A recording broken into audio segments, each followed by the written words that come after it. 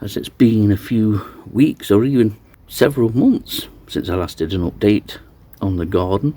I thought it high time that I did so, and as you can see, there's quite a bit to update on how it's changed in those weeks and months. I do love this garden. The insects love it too, and although the number of most species has been considerably down on previous years, there are enough insects in here to keep me busy and keep me vigilant, looking for the unusual. And a bit of birdsong thrown in too, if wood pigeons do have a song at all.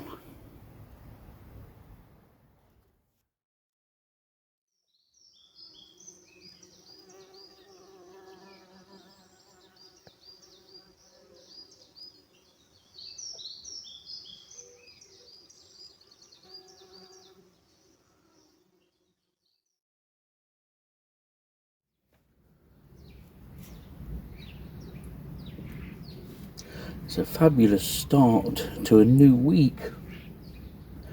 Already the second week of July. Where has it all gone? Before we know it, the nights will be really drawing in, but hopefully we'll get some sunshine before then. It would be nice too. And this morning's sunshine on Monday the 8th of July isn't forecasted to stay for very long. It's clouding up from the south, and we're going to get a bit of rain as a way of a change, really. So I'm making the most of today. It's not very often that I've sat out in the garden this year, even with cup and saucer of coffee. But that's what I like a garden for. It's not just for the invertebrates to come and have a drink in. It's for myself to have a drink in too.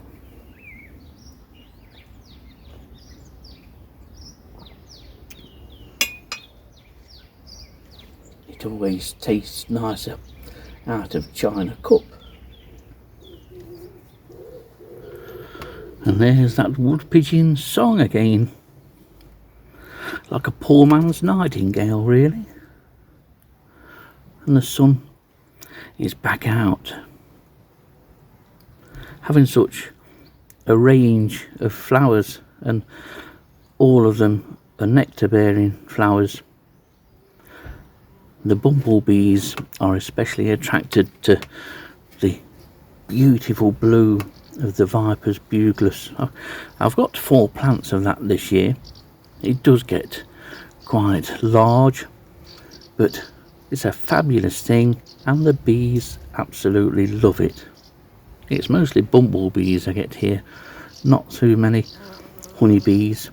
Don't think there's that many hives locally, but it serves a purpose. It's a fabulous plant. I would certainly have it in any garden, and I would recommend it to people to plant. Easily available at many wildflower sellers. But it's not only beautiful and an attractant for honeybees and for bumblebees, it's just a super plant to have. It's quite an unusual blue, really. Got darker blue represented by the lobelia in the bottom left of your picture. And lobelia is quite a good plant. The bumblebees will visit that. Quite often they'll favour a plant that is in full flower. Once that's gone, they'll find something else to occupy the time. But I've not spent as much time as I ought to have done, and I wish I'd have done, in the garden this year. There's lots of solitary bees that I obviously miss by not spending so much time out, and I really need to get into that habit again of coming out here, having a cup of coffee or a cup of tea, and sitting and watching and looking. There's another bumblebee enjoying the nectar of the Viper's Bugulus. one of a number that are visiting here, but we've lost what few bombers hypnorums we had visiting the bee tree a couple of weeks ago. We never did get any numbers. And of the species that's nectaring at this Viper's buglus, it's mostly Bombus lucorum from what I've seen.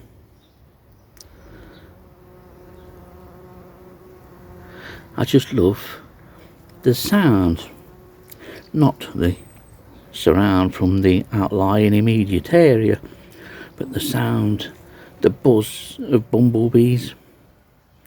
Beautiful sound, a sound of summer, if you ask me.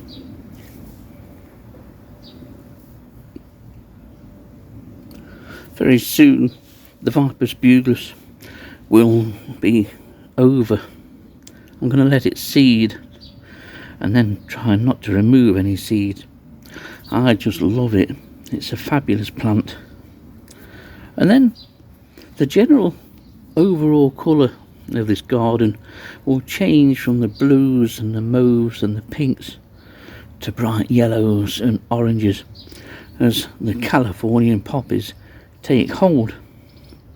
There are numerous Californian poppies springing up now, and it's took an age. I didn't think I was going to get any through, but they're on the point of flowering. In a week I should have the first flower, and then the garden takes on a fabulous carpet of yellow. Now, Californian poppy might not be most people's choice as a nectar bearing plant, but it is well used by bees and of course hoverflies. It's not just bees in this garden. I get lots of hoverflies. One species that's doing particularly well at the moment is Eristalis pertinax. There's dozens of them. Another thing that I do like about this garden is the fact that the garden goes all the way down to the back door.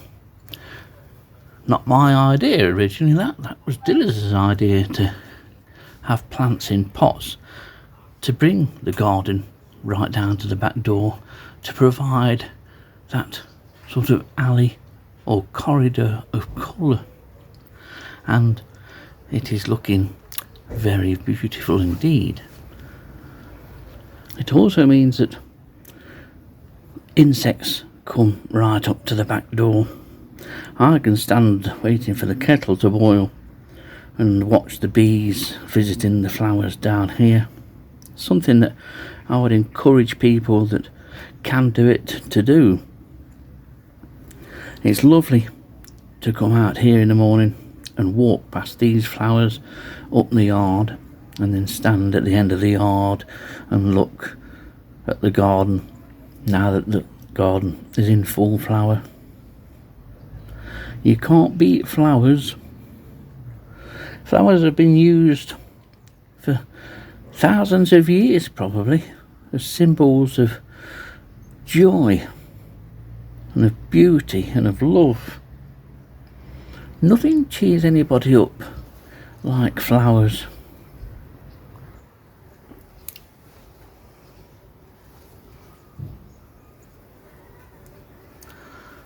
Of all the plants that I have in the garden, this one has been of particular interest, and watching you may think, oh, why this particular plant where the flowers are starting to go over now, but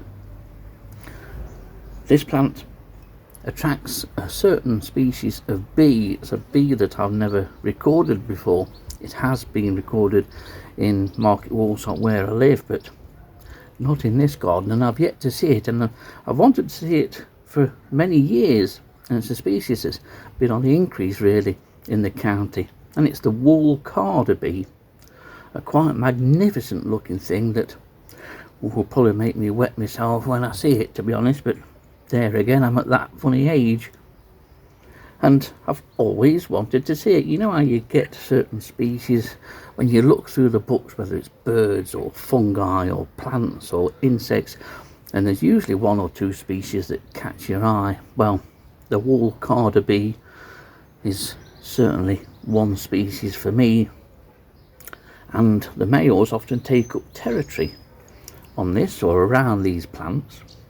And this plant was planted here a couple of years ago. I think this might be its 3rd year, and it's been planted in the garden here purely to attract Anthidium manicatum, the wall carder bee. I have a couple of friends on Facebook that I'm sure they take a rather perverse delight in telling me that Anthidium manicatum is sat on top of one of these flowers. But the females also visit it as well, because lamb's ear, which this is, has really soft, downy, hairy leaves, and the female collects those downy hairs and uses them to line the nest that she makes and the cells. One's yet to visit here, and I long for the day when one does. But this actually, although it is almost past its best now, it does produce a lot of flowers over a fairly lengthy period of time. But it's a good plant for bees, and there has been a carder bee on here today, but just the ordinary common carder bee, the Bombus pascuorum, not the one I'm after. However, I've still got some coffee left to sit and wait for one to drop in.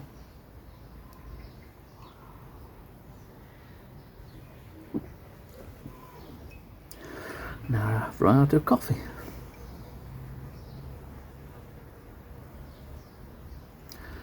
There's always hope, and I do have a plentiful supply of coffee in the kitchen.